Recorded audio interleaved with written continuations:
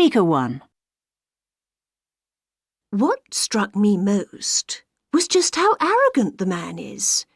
I mean, he's a fine actor, and I really like everything he's been in. That's why I bought the book. But that doesn't mean that his opinions on politics and the world really matter. He seems to think they do, and that because he's been in a few successful films, people should listen to his views on everything and take them seriously. Actually, he talks a lot of rubbish about all that, and that really irritated me.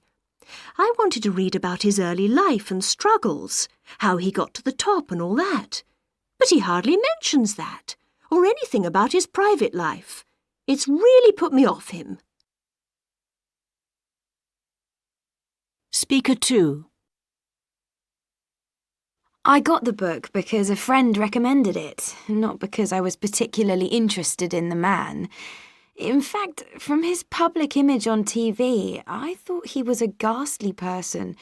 Self-important, fiercely ambitious, and not at all likeable is how he appears to me. So I was very surprised to find that he isn't actually like that at all. That's just for public consumption.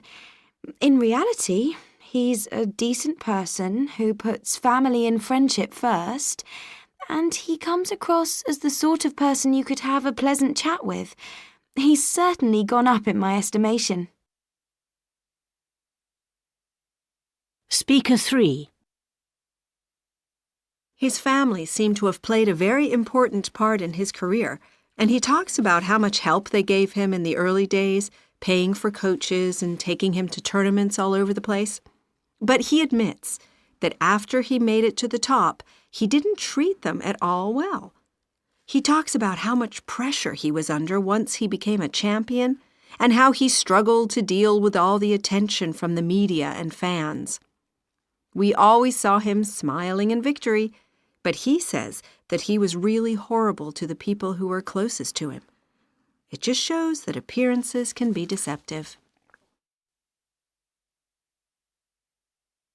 Speaker 4.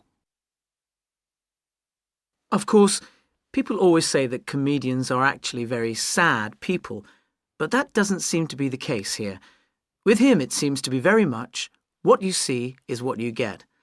The book's full of really funny stories, and he makes fun of everything, from some of the things that happened during his childhood to the big issues in the world today.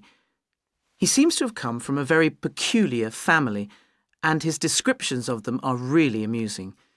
You get the impression that there is no difference between his personality on stage and on screen and what he's like when he's not performing. Speaker 5.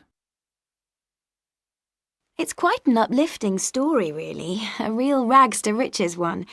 Of course, I knew all about his enormous success as a businessman, but I didn't know anything about his background.